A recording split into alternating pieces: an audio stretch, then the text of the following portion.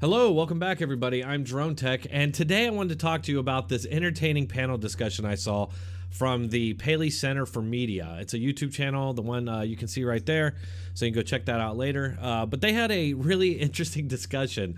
I guess the main topic was the presidency, but obviously it got into media bias since we have a bunch of media people here from different spectrums. At some point, the conversation veered into the media's bias when it comes to reporting on Republican administrations compared to Democrat administrations. It's really the kind of stuff I talk about every single day on this channel. At one point, the New York Times reporter that's on this panel jumps in and just denies that there is any bias. And that's when the fun starts. We're gonna get right into that. But first, let me implore you to check out preparewithdronetek.com and get your emergency food storage going. Everyone's talking about food shortages, and this is a really good way to get a good peace of mind, knowing that no matter what happens, you're gonna be okay. So remember, go check out preparewithdronetek.com. Sean, from your perspective, what do you see as the primary responsibility of the media when you're covering the White House in your sort of role when you were there? I think the media's responsibility, regardless of administration or frankly beat, is to give people the facts, and frankly, without opinion. Just real quick, in case you didn't notice, that is Sean Spicer, Trump's former press secretary. One of my favorites, actually. I remember at the time, it was hilarious because he would just destroy the press corps, and the popular saying at the time was that you can't dice the spice. In any case, Spicer is absolutely correct here. The reason that trust in media has been plummeting for the last 20 years with everybody except for Democrats is because they don't report objectively. They clearly have an agenda, and it's right in line with the Democrat Party. I've made an entire channel, made a living for the last 5 or 6 years now, simply pointing that out on a daily basis. And too often it's, you know, and Tim and the Media Research Center and the Newsbusters document a lot of this, but it's what they cover, what they don't cover, the tone in which they cover it is crucial. And so, and the skepticism, right? So what Biden does is always altruistic. They're seeking a goal that's worthy. Everything that Trump did was bad.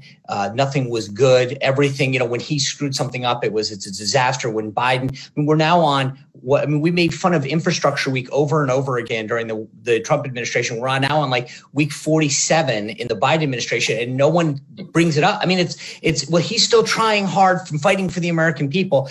It's an embarrassment what's going on in the briefing room. Again, Spicer is dead on here. And I just want to point you to the New York Times reporter. He's the guy with the beard on the left, Patrick Paley.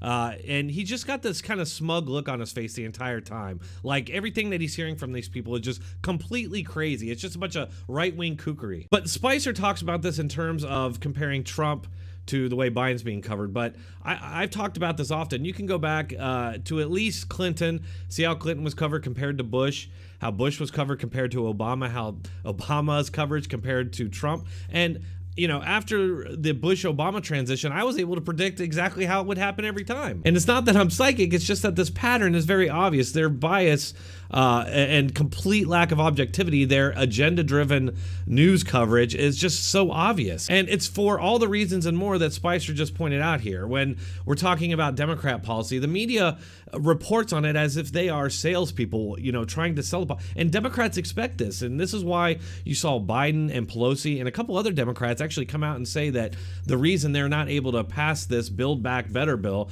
is because the media hasn't been selling it enough. Yet when it's a Republican administration, suddenly the media is very adversarial. Suddenly they want to dig into every policy and they want to see how it's going to affect everything. They really want to get into it, and they say that, hey, we're just holding truth to power. You know, when I used to, during the Bush years, when I used to ask people, like, why is it that they're covering Bush so much more critically than they did Clinton? And I would constantly hear responses like, oh, well, it's because the Republicans are the ones in power.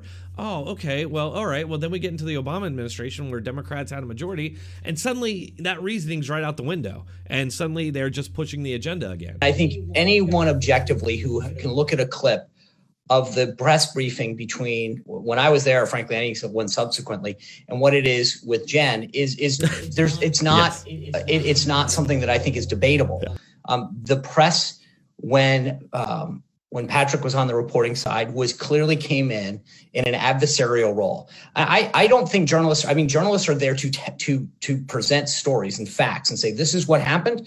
Here's the who, what, where, when. They have crossed that line In Trump, it was very much advocating why he was wrong, and in the Biden administration is why he was right. This is absolutely correct. This is why during the Trump years, you saw this just barrage of fact checks. You know, you had Washington Post and the media constantly touting that 10,000 fact checks on Donald Trump. And it was very obvious to see what was going on there.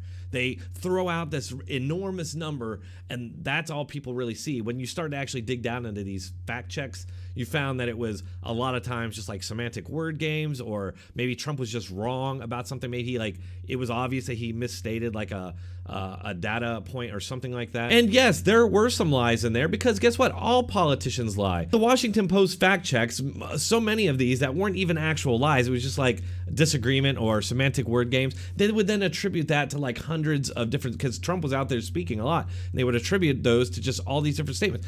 Then after the election, we started seeing these news reports where they were saying, oh, well, you know, you might not see a bunch of fact checks like we did of Biden. It's not because we're, you know, that we're biased and we're just covering for him. No, don't think that. That's not it. It's just because Joe Biden doesn't lie, which is of course absurd, because Joe Biden is known for lying. He's been known for lying since I started paying attention to politics. Even during the run-up to the election in 2016, Biden's Democrat opponents were all calling him out for his lies. But then he gets elected, and suddenly we just have to pretend like that's not the case. There's such a thing as popular opinion anymore when it comes to the president and what we're seeing today?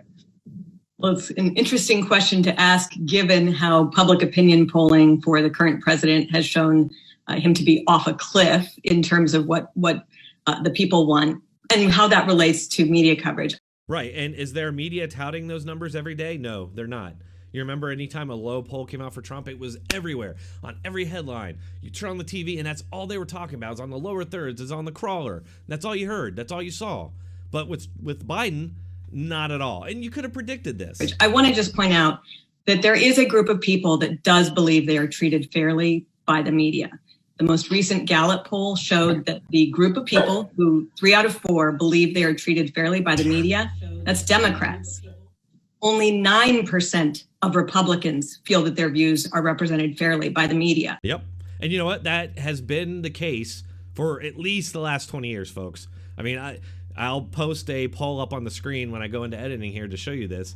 But this is nothing new. And they've really tried to blame Trump for the lack of trust in media. All through the Trump years, they were doing that. Brian Stelter still to this day makes that claim. It's not their fault. Of course not. It's just Trump, because he said the media was the enemy of the people. Even though the fact is Trump was elected because of the media, in large part, because of how the media is, how corrupt they are.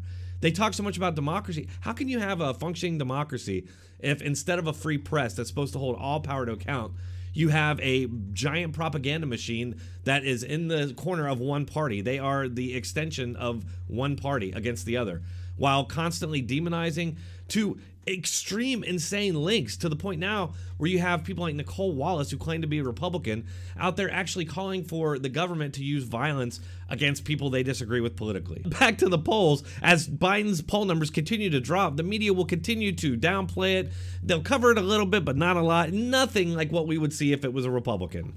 That's for good reason, and it's because our media in the last 5 years, and this is directly related to their posture toward the office of the president under the current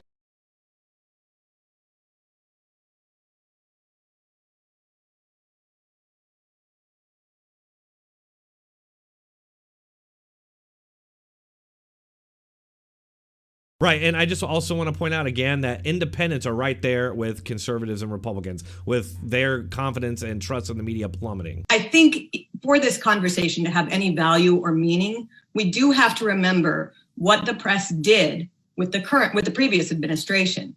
And I think about the current administration. The first press conference, I think, was March 25th.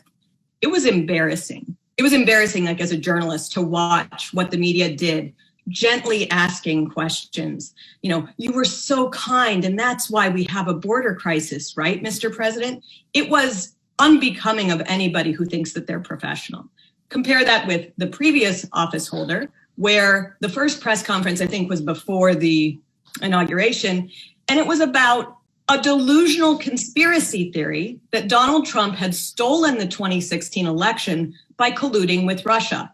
This became the main focus of much of our media for years. every day. They dropped out news stories. I don't know if they believed this delusional conspiracy theory that Donald Trump stole the election or if they pretended to.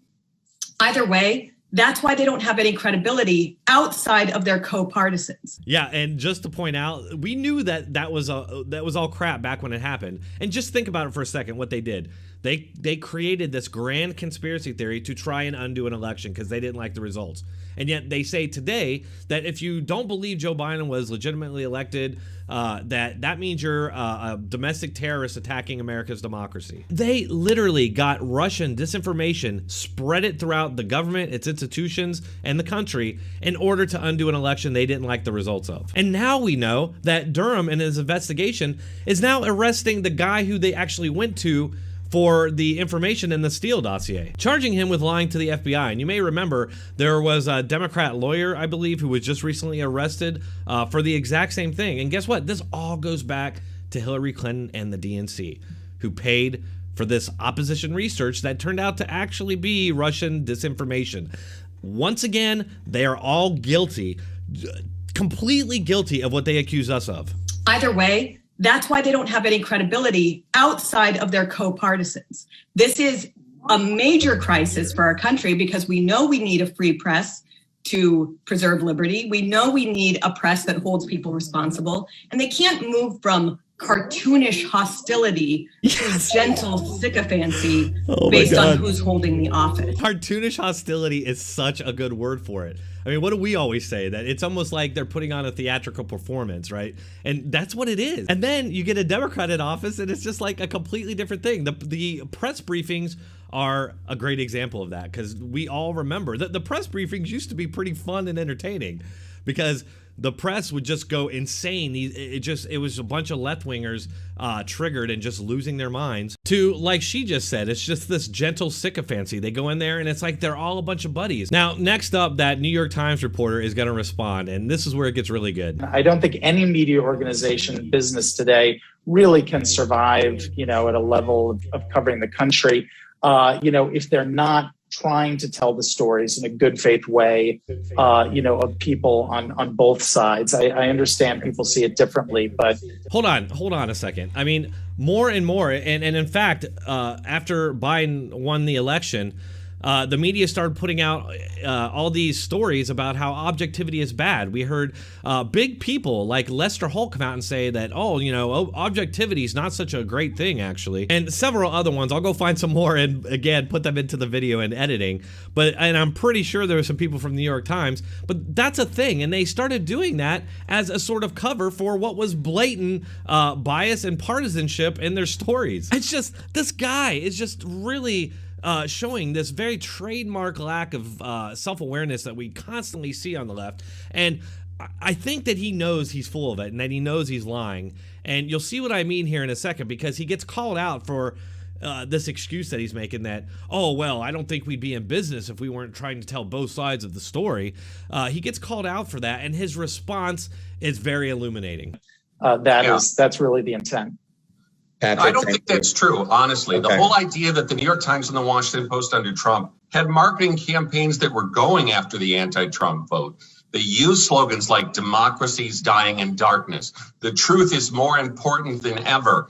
They were clearly saying we are going to build a subscriber base of people who do not agree with the current trend. I don't think anybody believes that the New York Times or the Washington Post are here to represent all of us, and that's the problem with the Tim, what do you have against democracy? What do you have against truth? I don't understand you harping on the mottos. It's a little strange. What do you have against democracy? That's immediately what he goes for. It's just like what we hear in the media constantly. If you oppose or criticize the left, Democrats or their media, then you hate democracy. Tim Graham, that was making that point, the guy in the upper right there. By the way, he is with newsbusters.org. You should definitely go check it out. But Patrick Haley's response here is just a slap in the face.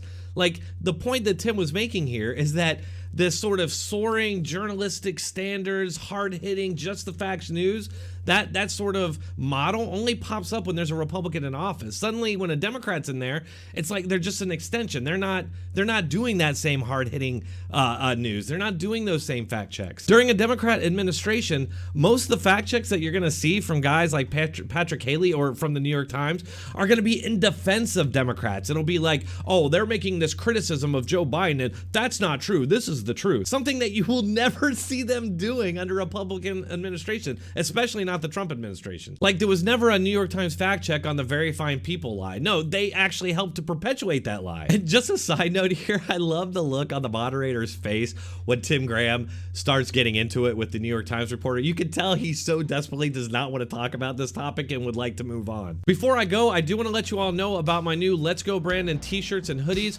You can find the links for that in the description or pinned comment. If you enjoyed this video, please hit that like button and let me know what you think in the comments. As always, thanks for watching. I'll see you all next time.